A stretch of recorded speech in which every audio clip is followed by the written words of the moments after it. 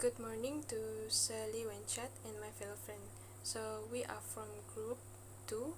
We'll be present on a topic about a study of inflation in Malaysia. So before we start, I will introduce my member one by one. The first presenter will be me.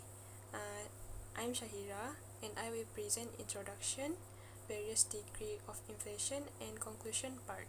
And then the second presenter will be Nurul Fazana, which cover the theories related to inflation. And then the third presenter will be Dayang Nur Kairina, that will discuss about types or causes of inflation. And then the fourth one will be Nur Shazwani, that will discuss about effect of inflation. And the last presenter will be Alia Shakira, which will present the solution of inflation. So first of all, what is inflation? According to Fundamental of Economic books, inflation is defined as a persistent and sustained increase in the average price level of goods and services in the economy. Or in other words, we can say that inflation indicates that the most of market in the economy are under pressure to raise price. It is a situation where there is too much money chasing too few goods. Thus, the inflation has an inverse relationship between the value of money. How to measure inflation? Inflation was measured by the change in Consumer Price Index (CPI) data over a period of months or years.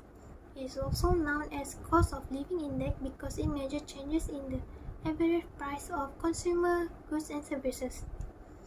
There are 4 stages of calculating CPI. First stage is selecting a base year that everything gets compared to. The CPI for the base year will be equal to 100, while the base year must be a normal year where the economy and prices are stable. It will assume that base year as reference base year that will be the benchmark against other year to be compared. Second, selecting the CPI basket of goods and services is where the chosen representative fixed basket will be used to construct a CPI. All baskets of goods will be viewed every year by adding or removing some item in the basket in order to reflect the changes in the market. Third, conducting the monthly price of selected goods where the survey data throughout the country to obtain information on the price of thousands of selected items used to track and measure price changes in the CPI. Last, giving weightage of relative importance for each category of goods and services. It's shown that a weighted CPI measure change in the average prices of market basket of goods and services that was purchased by a household. In Malaysia, inflation rate as in April 2021 rose up to 4.7% compared to 2020, where our country having deflation by negative 1.14%. As in 2021, the causes of CPI index increase were from housing, water, electricity, gas, fuel, food, and non-alcoholic beverage. For 2020, it was caused from the arise of COVID-19 pandemic, where we experienced muted inflationary pressure that was largely from lower global oil prices. We also having some upward price pressure for certain perishable food items due to the pandemic. However, in 2019, our country inflation rate was shown a normal inflation where only 0.66% compared to the previous year of 2018 by 0.97%. As we can see, there are 5 histories of high inflation in Malaysia that our country has faced. First, in 1918, it was caused by increased global oil prices due to Egypt-Israel War 1973, Iranian Revolution 1979, Iran-Iraq War 1918. The inflation rate in 1918 was 6.7%, however, in 1981, the rate increased to 9.7% correspondingly. Second, in 1919, The domestic supply, mainly food, contributed to the changes in inflation rate by 2.6% in 1990 and luckily it stayed above 3% from the year 1991 until 1996.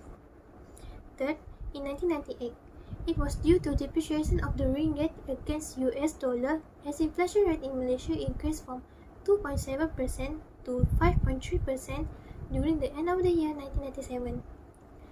Fourth, in early 2000, where the inflation rate low level because demand and supply pressure that happened in 1992 by 1.55%, but the rate started to go up in 2005 by 3.04%.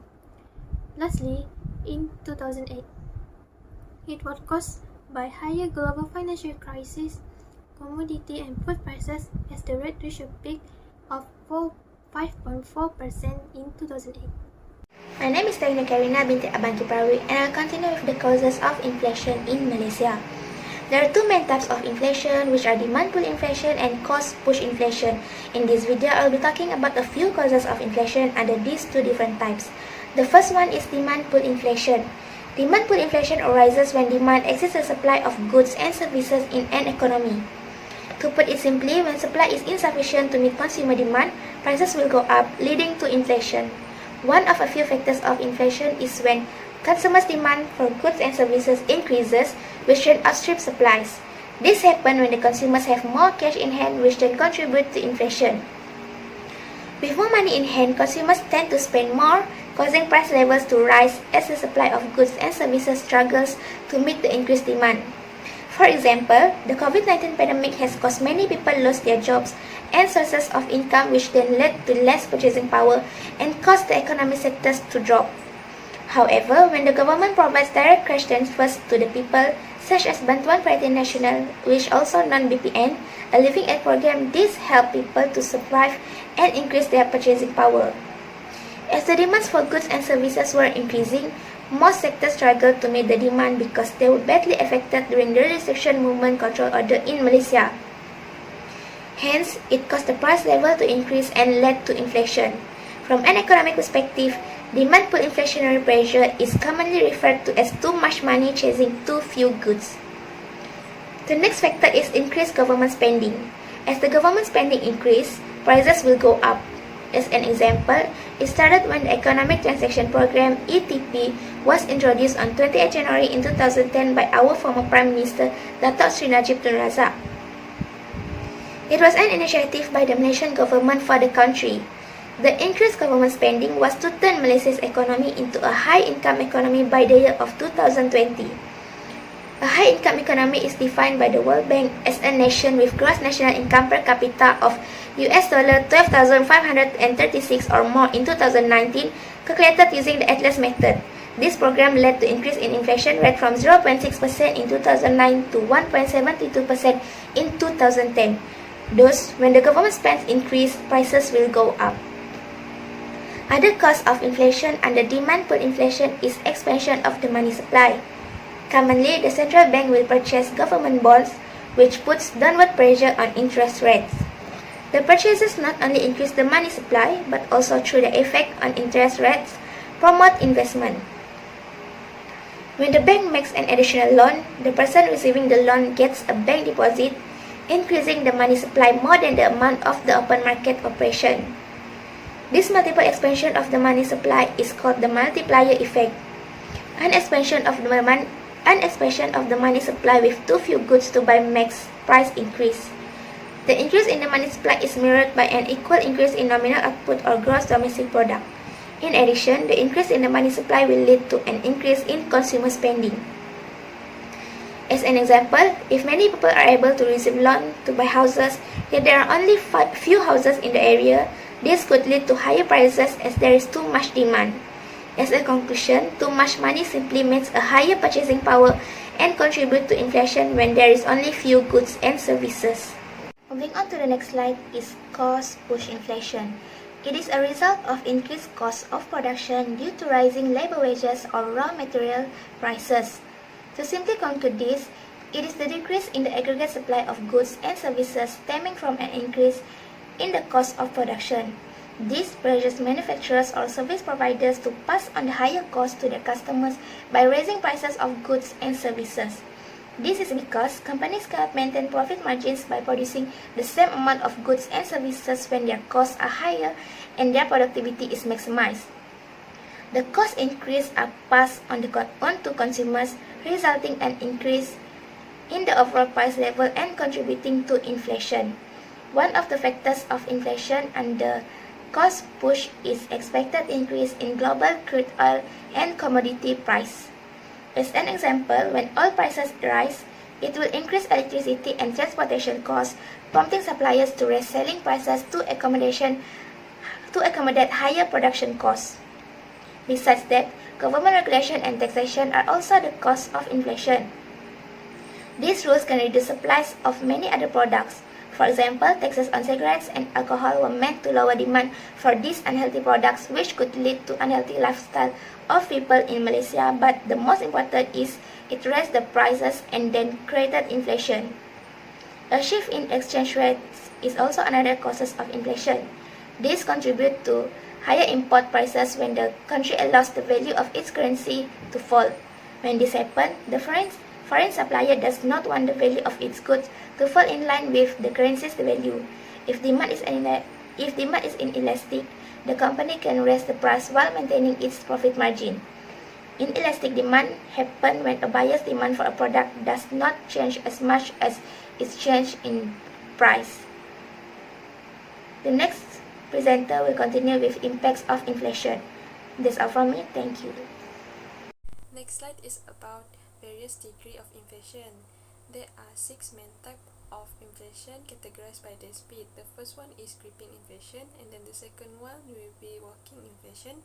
The third one will be running inflation, and then followed by galloping inflation. The next one is hyperinflation, and then the last one will be stagflation. The first one is creeping inflation, or known as mild or low inflation, because it creeps up slowly but steadily over a period of time. Also, the price rate will rise gently, and it rises not more than or by up to 3% per annum. The second one is walking inflation, or known as trotting inflation. The rate of rising price of this inflation is more than the creeping inflation, which is rise between 3% and 10% per annum as they heat up the economic growth too fast. Third one will be running inflation, which are very harmful and risky to the economy because it accelerates the economic growth too quickly, and the price rise of this inflation are between 10% and 20% per annum. The next one is galloping inflation, or known as jumping inflation.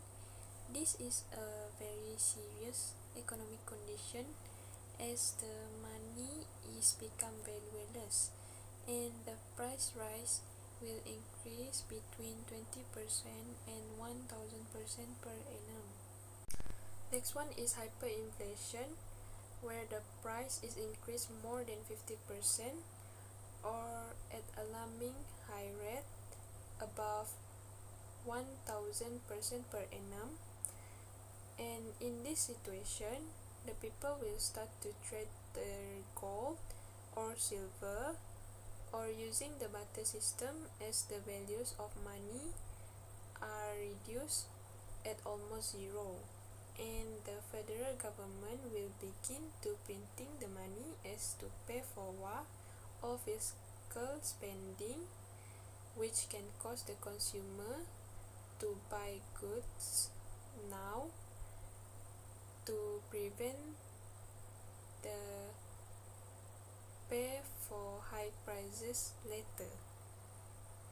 Last but not least is stagflation or slumflation, which occur when the economic growth is stagnant, the unemployment, also the inflation is higher as a result of bad economic policies. I'm Shazani Izati. For today, I would like to present about impact of inflation. So inflation has both beneficial and bad impact on economy. So it can be divided into two, which is anticipated inflation and unanticipated inflation. What is anticipated inflation? Anticipated inflation is inflation that some people are more prepared for it and some people are less prepared for it. For unanticipated inflation, this is inflation where people did not expect it to come or people are not fully prepared for it. Anticipated inflation has advantages and disadvantages. When everyone expected high level of inflation, they tend to spend more money and invest more because their money will be worth less in the future. By spending and making investment, it actually can benefit the economy. In other words, it brings positive impact to the market growth, which is resulting in higher profits and higher production level. Other than that, it actually can reduce unemployment problem in Malaysia. When the real value of wages decrease, it increases the demand of labor because the firms can afford to pay the labor more. Besides that, it can reduce the real burden of debt. For example, mortgage and loan will always on a fixed rate. When the firms know that their money will be worth less in the future, they will increase the salary of their worker. As a result, when the salary increase, the worker spend less on the payment of the loan and mortgage because it's just only a small amount of their earning. Although anticipated inflation brings positive effect to the economy, it also brings disadvantages, which is the bad impact. Firstly, the bad impact is firms need to update their price list because inflation increased the menu cost. In economic terms, menu cost is a cost incurred by firms when resulting of changing their item price list. When high inflation happens, the firms need to up to date with their costs because the costs will increase from time to time. By updating their costs, they will stay up to date with the economy changes. The bad impact is the firms need to adjust back their printed price list and print a new one. The next disadvantage is people will try to avoid holding money. When they receive the income, they will spend their money as soon as they have it. As the result, there will be no saving. For example, when there is an emergency like medical emergency or something like accident, they will have no saving for them. Lastly, it can reduce the standard of living. Purchasing power for every household or firms can decrease when the price of goods increase. This also decreases the real income for someone. For unanticipated inflation, there will be a redistribution of income or wealth. The inflation will shift from group to group, which is there will be some group that can gain something and some group will lose something. We can take example like businessman, property owner, or shareholder. For businessmen, when the inflation happen and keep rising, their profit will be increased because people will keep buying their products. For property owner, the price of their property will keep increase and increase from day to day when the inflation happen.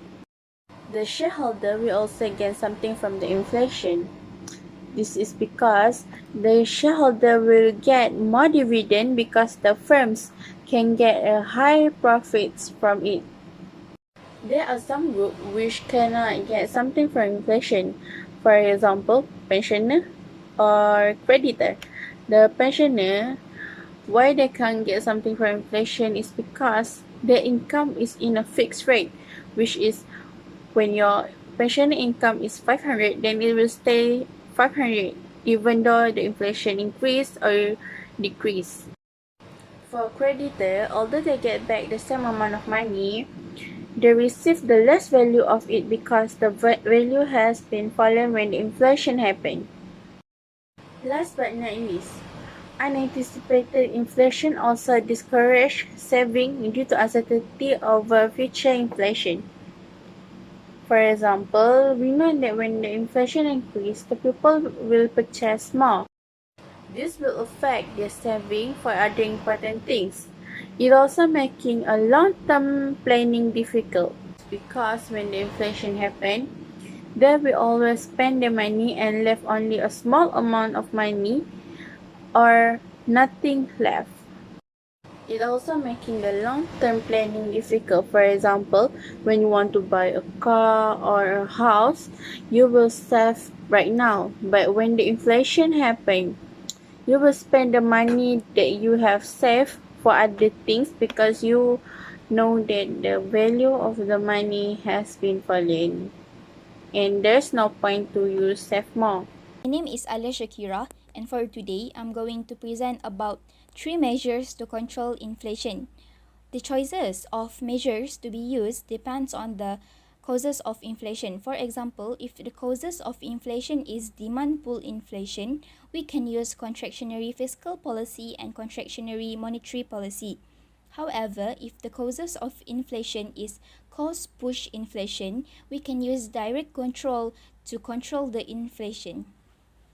Contractionary fiscal policy, the government will reduce the inflation by implementing a budget surplus. There are 2 tools in budget surplus, which are decrease in government expenditure and increase in taxes. In decrease in government expenditure, the government will postpone some development project and reduce its operational expenses. Hence, this will lead to reduction in government expenditure, and this will also decrease the aggregate demand, and the price level will also decrease. The second tools, which are increase in taxes. Government will increase in indirect tax on goods and services to reduce the disposable income of individual. Hence, this will reduce the consumption of goods among the consumers, and this will lead to decreasing in aggregate demand and leading to fall in price level. Contractionary monetary policy, there are 3 monetary instruments that used to decrease the aggregate demand. The first monetary instrument, which is raising required reserve ratio. In required reserve ratio, it means that it is the minimum amount of cash that commercial bank must keep in the central bank. Okay, the central bank will increase the required reserve ratio of all commercial bank. This will reduce the ability of the commercial bank to provide loans, and it will decrease the credit creation and also decrease the money supply. Next, we move to the second monetary instrument, which is call of special deposits. Commercial banks are required to deposit an additional percentage of their deposits in the central bank. So, this will reduce the money supply, and also price level will also decrease. The third monetary instrument, which is raising the interest rate.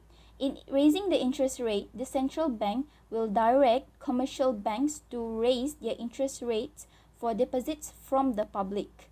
When the interest rate increase, this will encourage public to increase savings level and also encourage them to save more.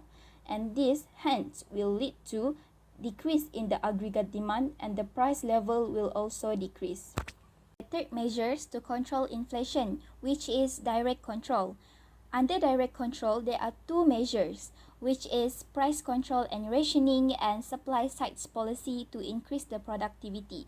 Okay, for the first one, under the price control and rationing, the authority must enforce price tagging for all goods and services to prevent overcharging. And the second one is anti-hoarding campaigns must be held to prevent producers from storing goods. Storing can cause artificial shortage of goods that will increase in the price of goods. However, rationing should be the last choice if the measures stated before are failed to control the price of some essential goods. These are some of the consumer essential goods, which is rice and sugar and oil. Next, we move to the supply side policies to increase the productivity. Government use supply side policies to increase productivity, and government will imply the supply side policies to increase long-term competitiveness and productivity, and it also can reduce inflationary pressures. In the meanwhile, measures government can and should adopt to increase the productivity. The first one is government should increase production of essential consumer goods, and the second one is government should give tax incentive and grants and encourage research and development to increase the production. So to conclude, the inflation is one of the macroeconomic problem other than unemployment. It is a rise in the average price level of goods and services, which also has an inverse relationship between the value of money. So, in order to control the inflation, the government should choose or select the type of the suitable policy. That's all from us. Thank you.